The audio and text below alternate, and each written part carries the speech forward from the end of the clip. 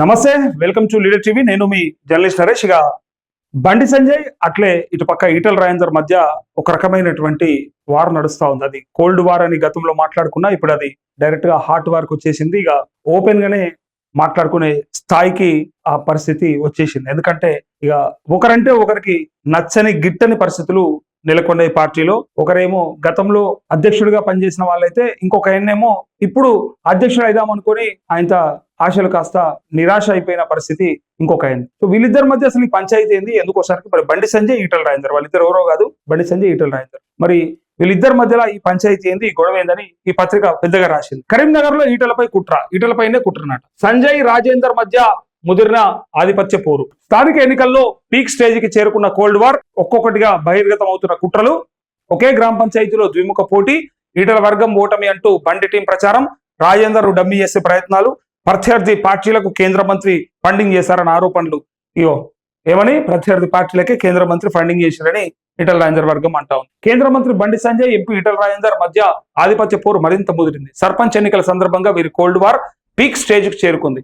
ఒకే గ్రామ పంచాయతీలో అటు బండి సంజయ్, ఇటు ఈటల రాజేందర్ సర్పంచ్ అభ్యర్థిగా వేరువేరు నేతలను బలపరిచినట్టుగా తెలుస్తోంది. ఇందులో బీజేపీ బలపరిచిన అభ్యర్థి విజయం సాధించాడని ఇక్కడ చూడండి ఒక్కసారి. ఈయన బీజేపీ నుంచి వచ్చిండు, గతంలో బీఆర్ఎస్ నుంచి వచ్చాడు కదా.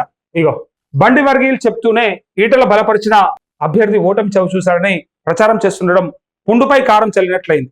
ఒకే పార్టీలో కీలకంగా ఉన్న ఇద్దరు నేతలు సర్పంచ్ ఎన్నికల్లో ఒకే జీపీకి వేరువేరుగా అభ్యర్థులను బలపరచడం ఇరువురి మధ్య అంతర్యుద్ధం ఏ స్థాయిలో ఉందనేది సాక్షాత్కరిస్తున్నది. ఈ విషయం బండి వర్గీయులే అధికారికంగా సోషల్ మీడియాలో ప్రచారం చేయడంతో ఆ నోటా ఈ నోటా పడి పార్టీలో చర్చనీయాంశంగా మారింది. దీన్ని బట్టి చూస్తే తెలంగాణ బీజేపీలో మరీ ముఖ్యంగా కరీంనగర్ లో ఈటల ఆటలు సాగవనే సంకేతాలు ఇస్తున్నట్టుగా ఉన్నదని రాజకీయ వర్గాల్లో చర్చ జోరుగా సాగుతుంది. సోషల్ మీడియాలో ప్రచారం, బండి సంజయ్ వర్గీయులు ఈ ఫలితాలను తమ నాయకుడి బలం, ఈటల ప్రభావం తగ్గుతుందనడానికి నిదర్శనం అంటూ పేర్కొంటూ వాట్సాప్ గ్రూపుల్లో ప్రచారం ముమ్మరం చేశారు. ఈ అంశం ఈటల వర్గీయులకు ఆగ్రహం తెప్పిస్తుంది. హుజురాబాద్ అనేది రాజేందర్ రాజకీయ ప్రస్థానంలో కీలకమైన నియోజకవర్గం. ఇక్కడ స్థానిక ఎన్నికల్లో తన వర్గం అభ్యర్థి ఓడిపోవడం, ప్రత్యర్థి వర్గం అభ్యర్థి గెలవడం ఈటలకు వ్యక్తిగత ప్రతిష్టకు సంబంధించిన అంశంగా మారింది. బండి వర్గీయులు గెలుపొందిన సర్పంచ్ అభ్యర్థి వివరాలను, ఎన్నికల ఫలితాలను కోట్ చేస్తూ ఈటల వర్గాన్ని టార్గెట్ చేస్తూ వాట్సాప్ గ్రూపుల్లో మెసేజ్ షేర్ చేశారు.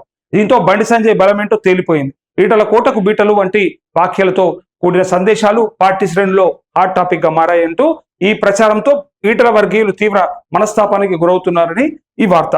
అసలు ముచ్చట ఏంటంటే, వీళ్ళిద్దరి మధ్యలో పచ్చగడ్డిస్తే బగ్గు మన కాడికి వచ్చింది. ఎందుకోసం అంటే, ఇద్దరు ఒకే జిల్లా, ఉమ్మడి కరీంనగర్ జిల్లా, ఇద్దరు మంచి ఎదిగినటువంటి నాయకులే, అయితే మంచి స్థాయిలో ఉన్నటువంటి నాయకులే. కాకపోతే ఏమైపోతుందంటే, ఒకరి పెత్తనం ఒక చోట ఇంకొకరు భరించలేని పరిస్థితికి వచ్చింది. అంటే అదే జిల్లాలో ఒక నియోజకవర్గంలో, మరి కమలాపూర్ ఆయన మొదటి నుంచి ఉన్నటువంటి నియోజకవర్గం, ఇప్పుడు హుజురాబాద్. సో దానిపైన ఈయన పెత్తనం ఆయన ఓర్చుకోలేకపోయింది. గతంలో మనం చూసినాం, ఎవరి గురించి మాట్లాడుతుర్రు, ఏమనుకుంటుర్రు కొడక అని చెప్పి ఈటల రాజేందర్ మాట్లాడి, ఎవరిని అనుకుంటున్నావు అని చెప్పి మాట్లాడింది. ఇవన్నీ కూడా మనం విన్నాం. అవన్నీ కూడా ఎవరిని అన్నాడు అనేది ఆ రోజు కూడా మాట్లాడినాం, ఇప్పుడు కూడా మాట్లాడుతున్నాం. అయితే వీళ్ళిద్దరి మధ్య పంచాయతీ అయితే ఏడాదాకా వచ్చిందంటే, నాకు తెలిసి ఎవరో ఒకరు తట్టాబుట్ట సర్దుకొని ఇంకో పార్టీలకు పోయే పరిస్థితికి వచ్చింది. ఎవరో ఒకరిలో మళ్ళీ ఎవరు అంటే, బండి సంజయ్ పోతాడంటే పోడు, బండి సంజయ్ పోయే పరిస్థితి కాదు. ఈటల రాజేందర్కే పొమ్మని లేక పొగబెడుతున్నట్టు కనిపిస్తా ఉంది. సో అక్కడ ఈటల రాజేందర్ యొక్క ఏదైతే ప్రభావం ఉందో దాన్ని తగ్గించడానికి ప్రయత్నం చేస్తా ఉన్నాడు బండి సంజయ్ అని చెప్పి వీళ్ళ వర్గం చెప్తూ, పైగా ఒకే గ్రామ పంచాయతీలో ఇద్దరు నాదంటే నాది ఆధిపత్య పోరంటారు. దీన్ని అత్తా కోడల పోరు లెక్క అయిపోయింది. ఈయన మొదటి నుంచి అత్త అయిపోయిండు బండి సంజయ్, ఈటల రాజేందర్ కోడలు అయిపోయింది. ఇక బయటకి వచ్చాడు కదా, ఇప్పుడు ఆ కోడలు అడ్జస్ట్ అవ్వడం కష్టమవుతుంది. అత్తనేమో పెత్తనం చలాయిస్తా ఉంది. అందుకే బండి సంజయ్ అత్త అయిపోతే ఈటల రాజేందర్ కోడలు అయిపోయింది. మరి ఈ అత్తా కోడళ్ళ పంచాయతీలా వీళ్ళిద్దరు ఎవరు బయటపడతారు, ఎవరి పరిస్థితి ఉందంటే, అన్ని వదిలేసుకొని ఈటల రాజేందర్ సపరేక బయటకు పోతే బాగుండని వాళ్ళ వర్గం చెప్తా. అక్కడ మంత్రి పదవి ఇస్తామన్నారు, ఇవ్వలేదు. ఎంపీగా గెలిచిన తర్వాత అధ్యక్ష పదవి ఇస్తామన్నారు, ఇవ్వలేదు. పైగా ఏమాత్రం ప్రియారిటీ ఇవ్వట్లేదు, దారుణంగా ట్రీట్ చేస్తున్నారని చెప్పి వాళ్ళ వర్గమే మాట్లాడుతా ఉంది. ఈయనకేదో సొంతగా కొంత క్రెడిబిలిటీ ఉంది కాబట్టి ఏదో ఆయన సర్వైవ్ అవుతా ఉన్నాడు, కానీ ఇంకోటి అయ్యంటే అసలు ఆ విలువ కూడా దక్కకపోయేది, తీసుకపోయి పక్కకు పడేసేటోళ్ళు ఈటల రాజేందర్. కాబట్టి ఏదో ఆయన కొంత ఉంది కాబట్టి, గతంలో మంత్రిగా పనిచేసింది ఈ రాష్ట్రానికి కాబట్టి ఆయన కొంత ప్రియారిటీ ఇస్తారు, కానీ లేకపోతే అది కూడా దక్కకపోతుండని వాళ్ళ వర్గమే అన్నా వెనక్కి వచ్చేసేయండి లేదా అందులోకి వెళ్దామని చెప్పి ఆయనని కొంత ప్రోద్బలం చేస్తున్నారని కూడా విన్నాం మనం. అయితే ఇక్కడ ఇగో లోపాయికార ఒప్పందాలు వాళ్ళతోనూ ఉన్నాయట. తెలంగాణ బీజేపీలో బండి సంజయ్, ఈటల రాజేందర్ వర్గాల మధ్య కొనసాగుతున్న ఆధిపత్య పోరు ఇప్పుడు తీవ్రమైన ఆర్థిక ఆరోపణలు, లోపాయికార ఒప్పందాల దిశగా మలుపు తిరిగింది. హుజురాబాద్ నియోజకవర్గంలో ఈటల ప్రభావాన్ని తగ్గించేందుకు బండి సంజయ్ ప్రత్యర్థి పార్టీలతో లోపాయికార ఒప్పందం చేసుకున్నారనే ఆరోపణలు వస్తున్నాయి. సర్పంచ్ ఎన్నికల్లో ముఖ్యంగా హుజురాబాద్ ఎన్నిక నియోజకవర్గంలో ఈటల బలపరిచిన అభ్యర్థికి ప్రత్యర్థిగా ఉన్న వారికి బండి ఎన్నికలకు ఫండింగ్ చేశారనే ఆరోపణలు వస్తున్నాయి. ఇదే పంచాయతీ ఉంటది, వాళ్ళ కోసం వీళ్ళు చేసిరని, వీళ్ళ కోసం వాళ్ళు చేసిరని, ఇదే ఉంటది. సంజయ్ ప్రత్యర్థి పార్టీలకు నిధులు పంపి ఈటల ప్రభావాన్ని తగ్గించేందుకు ప్రయత్నించారని నియోజకవర్గంలో చర్చ జరుగుతున్నట్టు సమాచారం. మరీ ముఖ్యంగా ఈటల ప్రచారం చేసిన ప్రాంతాల్లోని ప్రత్యర్థి పార్టీలకు సంజయ్ సపోర్ట్ లభించిందనే ఆరోపణలు స్థానికంగా వినిపిస్తున్నాయి. చాప కింద నీరులా ఇతర పార్టీల నేతలు తన వారేమోనని చెబుతూ ఫండింగ్ చేశారనే విమర్శలు వస్తున్నాయి. దీని వెనుక మరో ఉద్దేశం కూడా ఉన్నట్లు బలంగా వినిపిస్తుంది. తో వచ్చే ఎన్నికల నాటికి డీలిమిటేషన్ లో భాగంగా సెగ్మెంట్లు మారినా తనకు ప్రత్యర్థులతో ఇబ్బందులు రావద్దని భావించి ఆయా పార్టీలతో లోపాయికార ఒప్పందం చేసుకుని పరస్పరం సహకరించుకునేలా ప్లాన్ చేసినట్టుగా విశ్వసనీయ సమాచారం. అంతేకాకుండా త్వరలో ఎన్నికలు జరగబోయే ఇతర మండలాల్లో ఈటలను రానివ్వొద్దని, అందుకు ప్రతిఫలంగా ప్రతి గ్రామానికి పెద్ద మొత్తంలో నగదు ముట్టజెప్పేందుకు అంగీకారం కుదిరిందని గుసగుసలు వినిపిస్తున్నాయి. దీనికి బండి సంజయ్కి అత్యంత సన్నిహితులైన ఒక వ్యక్తి, పాడి కౌశిక్ రెడ్డి వర్గానికి చెందిన మరో వ్యక్తి ఈ వ్యవహారాన్ని మానిటరింగ్ చేస్తున్నట్టుగా చెప్పుకుంటున్నారు. తద్వారా చుట్టూ ఉన్న పల్లెల్లో ఈటల పట్టు సడలించాలని ప్లాన్ వేశారనే చర్చ జరుగుతోంది. పార్టీకే నష్టం, తీరా చూస్తే ఇది ఎవరికి నష్టం? పార్టీకే నష్టం.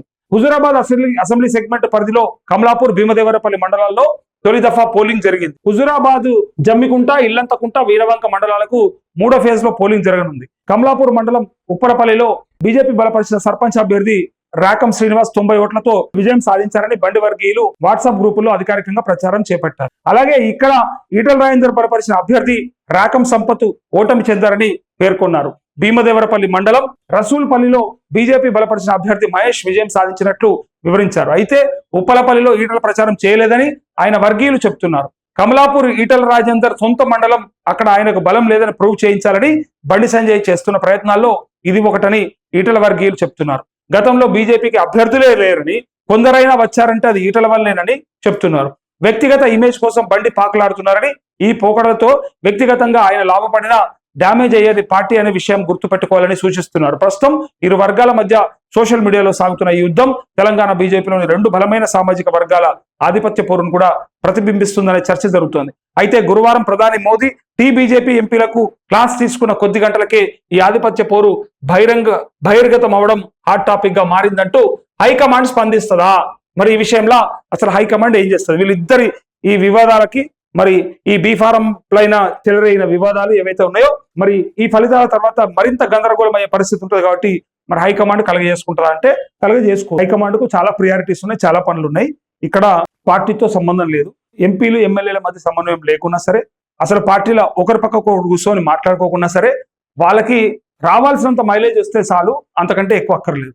మాకు నార్త్ లో పార్టీ బ్రహ్మాండంగా ఉంది, సౌత్ ఎట్లున్నా సరే కొన్ని రాష్ట్రాలు ఎట్లా ఉన్నాయి, పైగా అసలు తెలంగాణ అంటే మాకు లెక్కనే లేదన్నట్టుగా బీజేపీ వ్యవహరిస్తుంది. అందుకోసానికి అడ్రస్ లేకుండా, అంటే ఈ స్థానిక సంస్థల ఎన్నికలలో, పంచాయతీ ఎన్నికలలో అసలు అడ్రస్సే లేదు. ఎక్కడా ఉంది, ఎంత వచ్చినాయి సీట్లు, ఏంది అనేది మనం చూస్తూనే ఉన్నాం. సింగిల్ డిజిట్ జిల్లాల్లో, కొన్ని చోట్ల 0, కొన్ని జిల్లాల్లో 0, చాలా చోట్ల సింగిల్ డిజిట్, అతి కొద్ది చోట్ల మరి డబల్ డిజిట్. ఎట్లా ఉంది పరిస్థితి? ఇలా బీజేపీ ఎవరు తప్పిదం ఇది? పనిచేసే కార్యకర్తలు ఉన్నా కూడా ఇట్లాంటి ఈ నాయకుల వల్ల బీజేపీకి ఇట్లాంటి పరిస్థితి వచ్చింది. వాళ్ళ పంచాయతీల ముఖ్యం తప్ప రాష్ట్ర ప్రయోజనాలు కానీ, రాష్ట్రంలో ఉన్నటువంటి వాళ్ళ కార్యకర్తలు కానీ అస్సలు ముఖ్యం కాదు. ఎట్టి పరిస్థితుల్లో వాళ్ళకి కావాల్సింది రాజకీయమే, వాళ్ళ సొంత ఆధిపత్యమే. దీనిపైనే వాళ్ళ ప్రయారిటీస్ అన్ని కూడా కలిసి ఉంటాయి.